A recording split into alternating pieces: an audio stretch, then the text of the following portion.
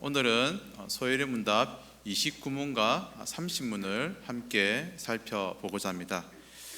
이 시간에 우리가 익히 잘 아는 속담 한 가지를 살펴보면서 소요리 문답을 시작하고자 합니다. 제가 첫 문장을 말할 때 들으시고 아시겠으면 함께 하셔도 되겠습니다. 구슬이 서말이라도 깨어야 보배다. 역시 대단하십니다. 저는 이 속담을 준비하면서 보배다에서 하실 거라 생각했지만 이미 구슬 할 때부터 제가 입술은 안 보이지만 눈빛으로 다 한 것을 느꼈습니다. 그러면 다 같이 다시 한번 더 말해 보실까요? 구슬이 서말이라도 깨어야 보배다. 지금까지 우리는 많은 내용들을 살펴보았습니다. 담임 목사님께서 4주, 장봉 목사님께서 4주에서 8주, 총 8번의 시간들을 가졌습니다. 저는 올해 소요리 문답을 다 같이 공부하며 참 은혜롭고 행복한 시간들을 보내고 있습니다. 성경이 진리이지만 소요리 문답을 통해서 성경을 더 깊이 알아가며 진리에 대한 이해와 폭이 넓어지는 경험을 하고 있습니다. 그리고 이런 경험은 저뿐만 아니라 우리 성도님들께서도 동의를 하리라 여겨집니다. 그런데 그 중에서도 지난 수요 성강회 때 배운 그리스도의 직분과 지위를 한번 보기 원합니다. 그리스도께서는 우리를 위해 제사장, 선지자, 왕의 직분을 행하셨고 그 직분을 위해서 낮아지시고 높아지신 그 일을 살펴보았습니다. 잠시 혼란이 생길 수도 있겠지만 그리스도의 직분과 지위에 관련된 질문을 하나 드리고자 합니다. 그리스도께서는 왜 우리를 위해서 제사장, 선지자, 왕의 직분을 행하셨고 이를 위해서 낮아지시고 높아지셨나요? 바로 우리의 타락 때문이죠. 인류가 범죄하여 하나님을 떠나고 비참한 상태에 처해졌다고 배웠습니다. 그리고 우리의 이 타락을 내버려 두어도 되지만 하나님은 우리의 비참함을 외면치 않으셨습니다. 책을 가지신 분은 찾아보셔도 좋고 없으신 분은 그냥 들으셔도 좋겠습니다. 제가 이 신문의 질문과 답을 읽어드리겠습니다. 이 신문, 하나님께서는 모든 인류를 죄와 비참한 처지에 멸망하게 버려두셨습니까? 답, 하나님께서는 영원부터 오직 그분의 선하신 뜻대로 어떤 사람들을 영생에 이르도록 선택하셨고 구속자로 말미암아 그들을 죄와 비참한 처지에서 건져내어 구원의 지위에 이르게 하시려고 은혜 언약을 세우셨습니다. 하나님은 타락하여 비참한 처지에 떨어진 우리를 멸망에 버려두지 않으셨습니다. 구속자 곧 그리스도를 우리에게 주시고 구원을 베푸셨습니다. 이 신문의 답에서 중요한 핵심 단어는 구속자와 은혜 언약입니다. 21문, 22문은 하나님이 보내시는 구속자 곧 그리스도에 대해서 가르칩니다. 그리고 23에서 28문은 은혜 언약 곧 구속자 그리스도께서 베푸신 구속 사역을 가르칩니다. 간단히 정리하자면 그리스도께서 구속자로서 우리를 위하여 직분을 행하셨는데 그 직분이 제사장, 선지자, 왕의 직분입니다. 그리고 이 직분을 이루시기 위해서 그리스도께서 낮아지시고 높아지셨습니다. 이런 보석들을 우리가 8주 동안 매 시간 고이 모아서 잘 간직해 왔습니다. 그런데 문제는 그리스도께서 베푸신 구속의 그 은혜, 다른 말로는 그리스도의 은덕, 중보사역이 우리에게 과연 어떻게 적용이 되느냐는 것입니다. 마치 이런 것입니다. 눈앞에 온갖 산의 진미가 놓여져 있습니다. 침이 꼴깍 흐르는 진한 육향이 흐르고 보기만 보아도 먹고 싶어서 안달이 날 지경입니다. 그러면 여러분 어떻게 해야 할까요? 기다려야 됩니까? 먹어야 합니까? 그 음식을 먹어야 합니다. 물론 음식을 즐기는 첫 단계는 시각이라는 말이 있지만 먹지 못하는 맛있는 음식은 아무런 소용이 없습니다. 이처럼 그리스도께서 우리를 위해서 베푸신 그 풍성한 구속이 우리에게 적용이 되어야 하는데 구슬이 서말이라도 꿰어야 보배인 것처럼 이 놀라운 보화들이 우리에게 연결이 되어야 한다는 것입니다. 1에서 28문을 아주 간단하게 한번 정리해 보겠습니다. 인간의 제일 되는 목적은 하나님을 영화롭게 하고 하나님을 영원토록 즐거워하는 것입니다. 그런데 인류는 그만 타락했습니다. 이런 타락한 인류를 하나님은 그대로 내버려 두지 않고 구속자 그리스도를 보내십니다. 그리스도는 이 땅에 오셔서 은혜 언약 곧 우리를 위하여 구속의 은혜를 베풀어 주셨습니다. 그러면 도대체 어떻게 이 그리스도의 구속의 은혜가 우리에게 적용이 될까요? 제가 29문을 읽겠습니다. 성도님께서는 답을 해주시기 바랍니다. 29문을 읽습니다. 우리가 어떻게 그리스도의 값주고 사신 구속에 참여하는 사람이 됩니까?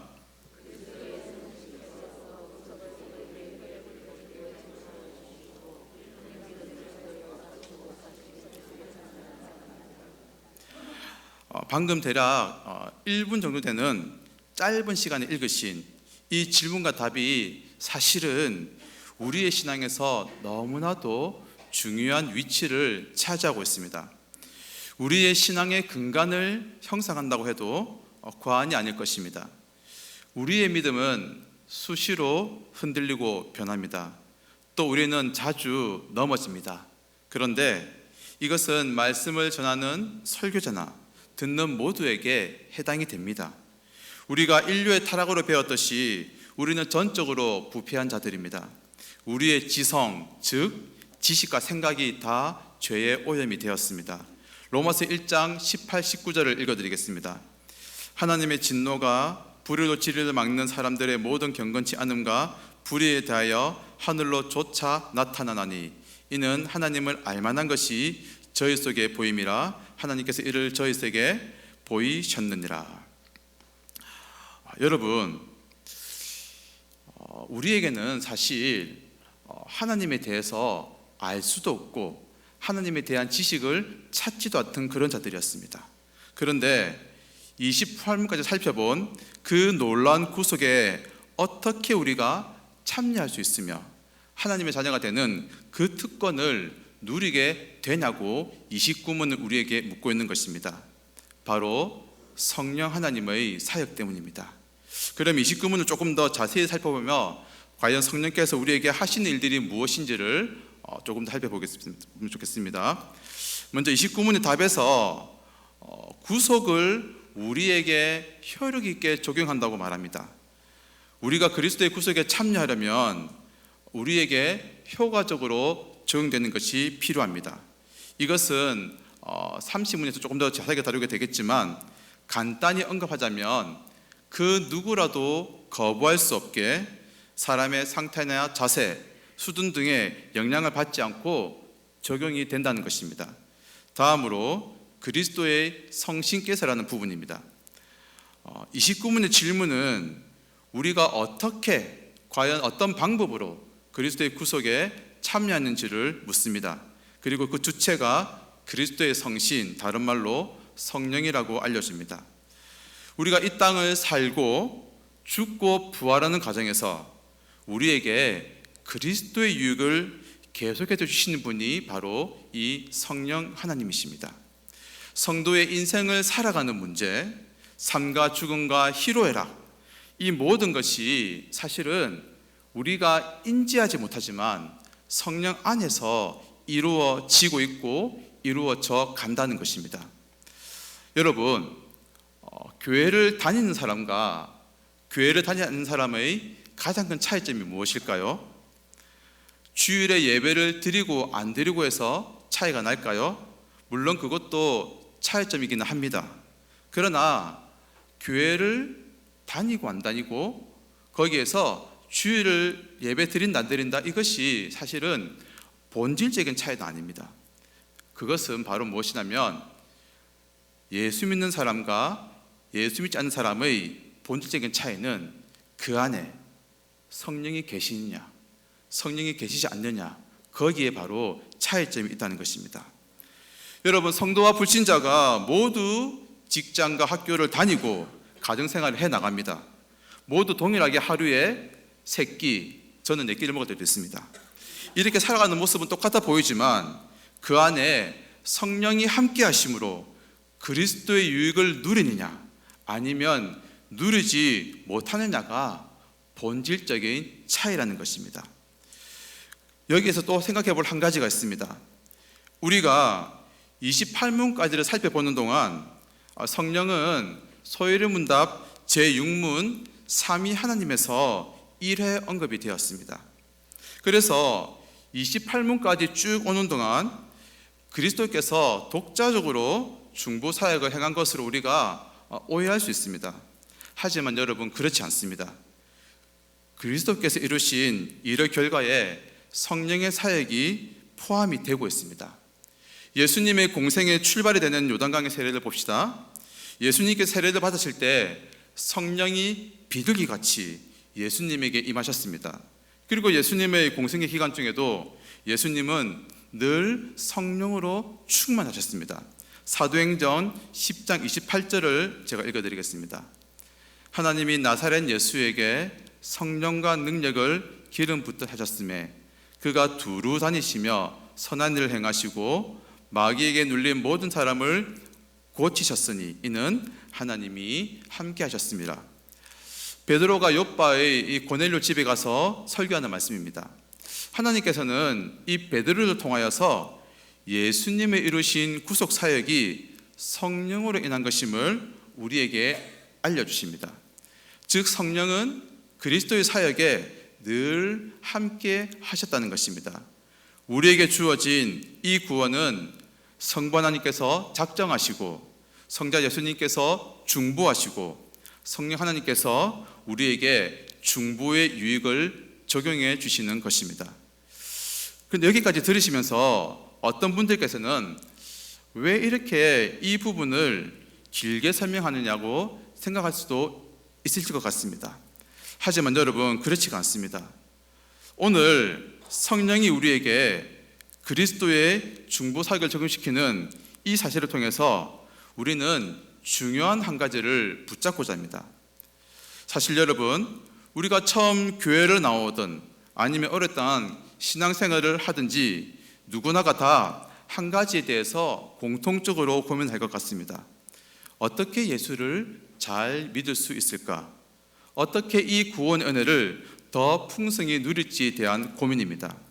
여기 계신 분들도 그런 고민과 간절함으로 이 자리에 앉아 계실 것입니다. 그런데 이와 똑같지 않지만 비슷한 종류의 고민을 하던 사람이 우리 말고도 있었습니다. 우리가 익히 아는 니고데모의 이야기를 하면 좋을 것 같습니다. 요한복음 3장에는 니고데모라는 사람이 등장합니다. 이 니고데모는 바리새인이었죠. 성경에 대해서 잘 아는 사람이었습니다. 거기다가 구원에 대해서 간절함과 궁금증, 진정성도 있었던 것 같습니다. 그는 자신이 바리새인으로서 지키던 율법, 종교적 열심으로는 이 자신의 공허한 마음이 채워지지 않는 것, 구원에 대한 갈망이 해결되지 않는 것을 느꼈습니다.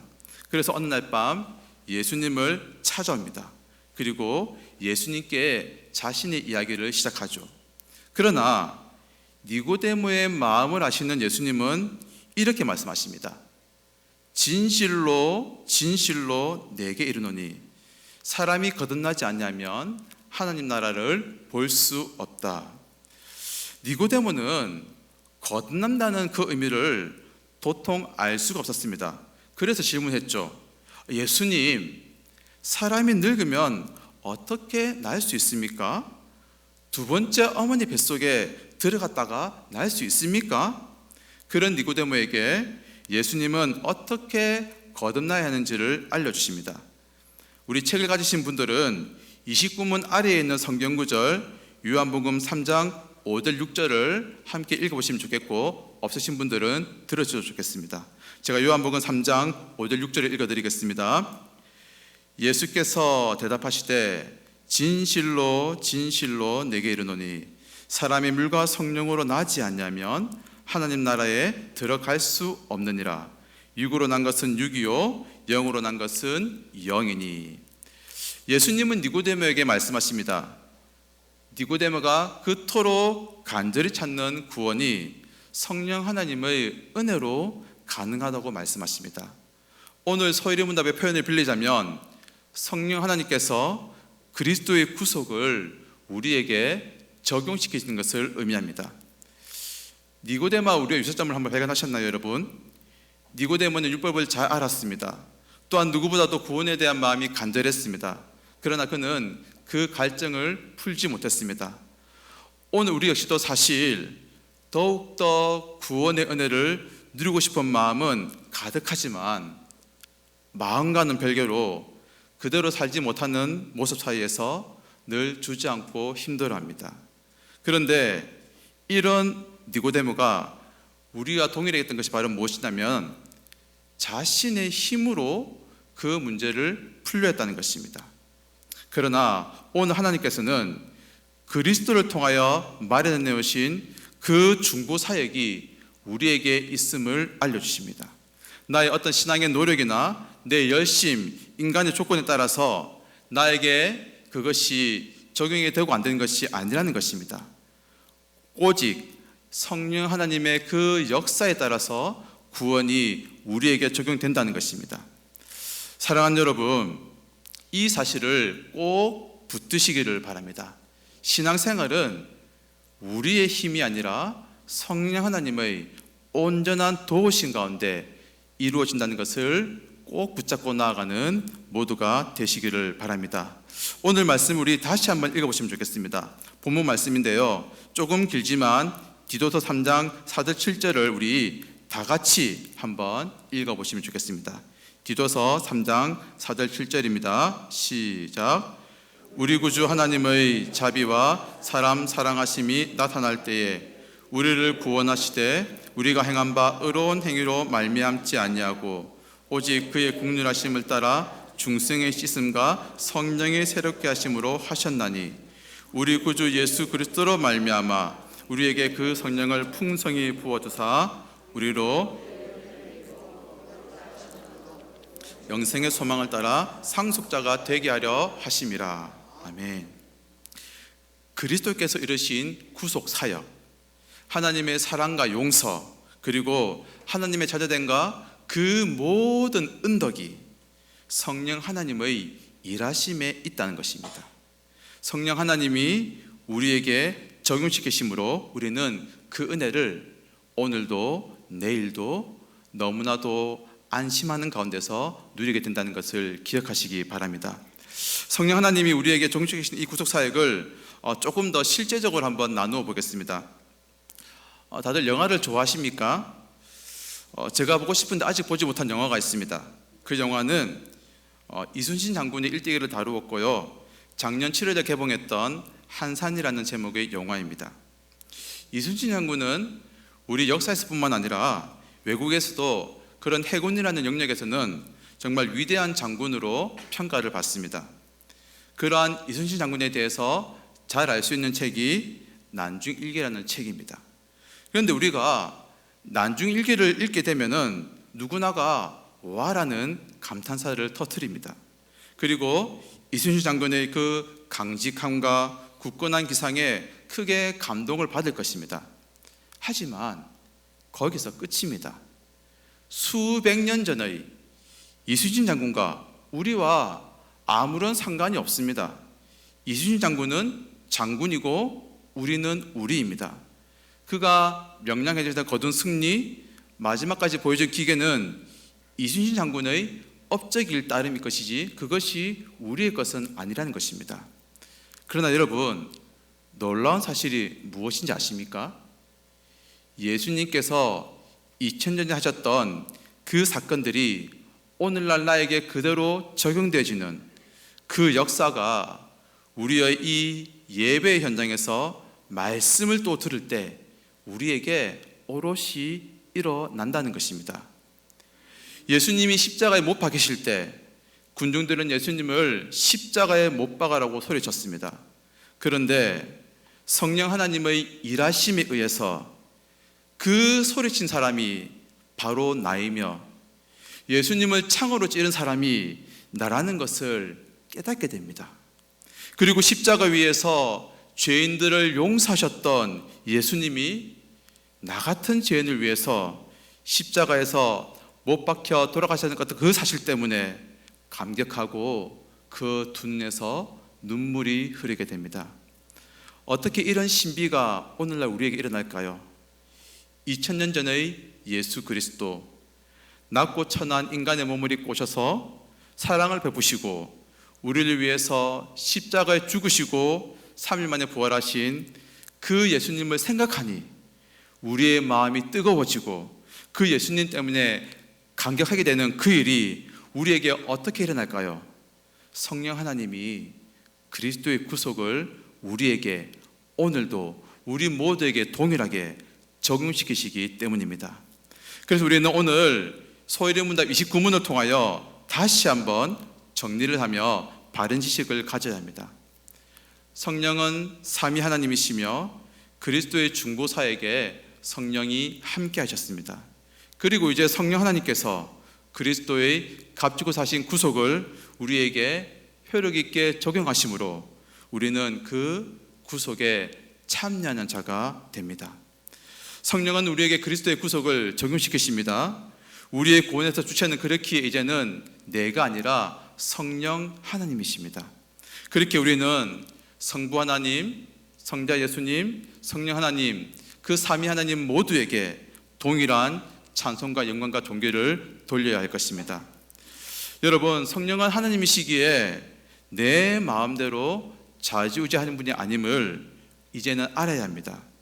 성령 하나님은 지금도 우리와 함께 하시는 보혜사이시며 날마다 매 순간 우리에게 그리스도의 구속과 은덕을 적용하십니다. 그래서 우리는 이 믿음의 길을 걸어가며 때로는 어렵고 힘이 들지만 낙심하거나 좌절하지 않을 수가 있습니다. 우리 할 일은 그렇게 무엇입니까? 매 순간 더욱더 성령 하나님을 의지하는 일입니다. 성령 하나님께 우리의 입술과 마음을 통하여 합당한 찬송과 영광을 올려드리는 일입니다. 그리고 성령 하나님 우리를 결코 떠나지 않는다고 약속하여 주십니다. 이 말이 무슨 의미일까요? 우리는 때로는 그리스도의 은덕이 나의 행실, 마음의 상태에 따라서 사라졌다가 없어진다고 생각합니다. 그러나 여러분, 그렇지 않습니다. 성령이 우리와 함께 하시기에 성령께서는 언제나 동일하게 우리에게 그리스도의 중보 사역이 적용되게 하십니다. 성령은 또한 우리 안에서 하나님을 아버지라고 부르게 하십니다. 무슨 말입니까? 우리는 어떤 실수를 하고 어떤 죄를 지으면 내가 하나님의 자녀로서 자격이 없다고 생각하고 하나님을 아버지라 부르기를 주저합니다. 그러나 이 또한 성령 하나님을 오해하는 일이며 성령을 근신되게 하는 것입니다. 성령이 우리 안에 계시기에 하나님의 자녀된 우리의 신분은 결코 취소가 되지 않을 것입니다. 그렇기에 우리에게 성령을 보내주신 하나님께 감사하시기 바랍니다. 이 시간 예수님의 영이신 성령 하나님을 더욱 기뻐하시기 바랍니다. 이제는 나의 생각, 판단을 따라 살거나 고집하지 않고 성령을 의지하며 성령 하나님의 음성에 더욱더 귀 기울이겠나라고 다짐하시기 바랍니다. 지금도 그리스도의 구속을 우리에게 적용시키시는 성령 하나님께서 우리에게 더 큰 은혜와 능력으로 살아가게 하실 것임을 확신하는 모두가 되시기를 바랍니다. 이렇게 우리는 이제 성령께서 그리스도의 구속을 어떻게 우리에게 적용시키는지 살펴보았는데요. 그렇다면 이제 그 구속이 우리에게 어떻게 효력 있게 역사하는지를 한번 살펴보겠습니다. 제가 30문을 읽으면 그에 대해서 답을 해주시기 바랍니다. 30문 읽겠습니다. 그리스도의 값지고 사신 구속을 성신께서 우리에게 어떻게 적용하십니까?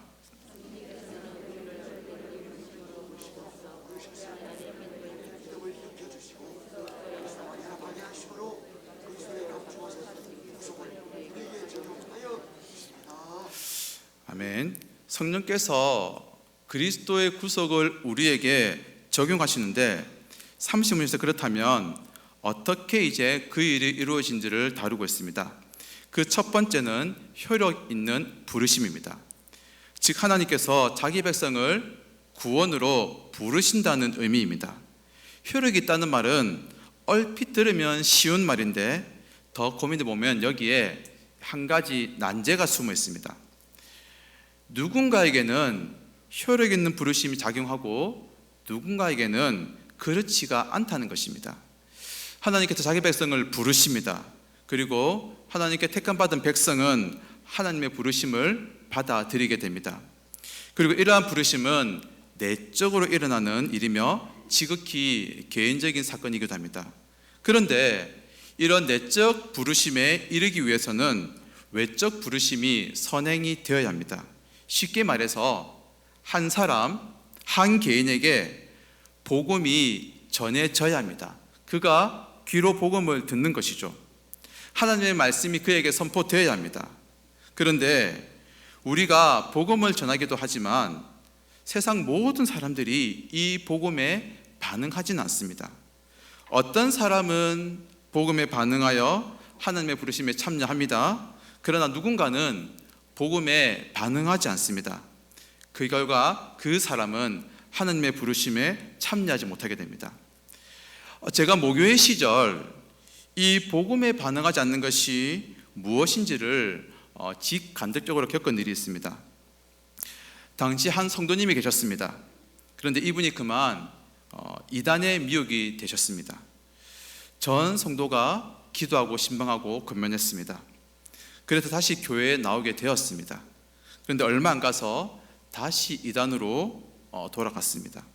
그러던 중 이분께서 그만 중병에 걸리게 되었죠. 모교회 목사님께서는 임종전 찾아가셨습니다. 그리고 그분께 딱 한 가지만 물었습니다. 예수 그리스도를 주로 시인하느냐고 물으셨습니다.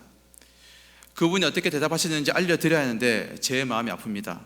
그분은 끝까지 예수님을 주로 시인하지 않으셨습니다. 고개만 끄덕이면 된데도 인정하지 않으셨습니다. 즉 우리는 이렇게 교회를 다니며 예수님을 잘 믿고 있지만 이 신앙이 모든 사람에게 주어지는 것은 아니라는 것입니다. 외적인 부르심, 즉 복음이 한 개인에게 전파될 때 어떤 사람에게는 그 복음이 단지 물리적인 파장에 불과합니다. 내용 전달일 뿐입니다. 그와 아무런 연관이 없이 끝이 납니다. 그런데 어떤 사람에게는 그렇지가 않더라는 것입니다. 그가 복음에 반응하여 부르심에 응답을 하더라는 것입니다. 이것이 바로 효력 있는 부르심인데 이것은 하나님께서 택정하신 자기 백성들을 부르시는 것입니다. 그때 우리는 우리의 악한 본성을 뛰어넘어 하나님의 섭리 안에서 그 부르심에 응답하게 됩니다. 그리고 이것은 결코 실패하지 않는 부르심입니다. 왜냐하면 부르시는 이가 택하신 이가 하나님이시기 때문입니다. 그러면 하나님께서 우리를 부르실 때 그 부르심에 응답하던 수단이 있다는 것입니다. 그것이 바로 믿음입니다. 우리 안에 믿음을 일으키십니다. 타락한 우리의 본성이 여전히 있음에도 불구하고 성령께서 이 일을 행하십니다. 하나님을 알 수도 없고 알고 싶어 하지도 않는 우리들이지만 말씀이 우리의 귀에 들릴 때 그 말씀을 통해서 역사하시는 성령이 우리 안에 믿음을 불러일으키십니다. 이것은 세상 그 어떤 기적과도 비교할 수 없는 놀라운 사건입니다. 그래서 전혀 믿지 않을 것 같은 사람이 예수님을 믿게 됩니다. 이것을 우리는 다른 말로 은혜라고 하죠. 우리가 잘 아는 에베소 2장 8절 말씀 제가 읽어드리겠습니다. 아시는 분은 함께 외우셨으면 좋겠습니다.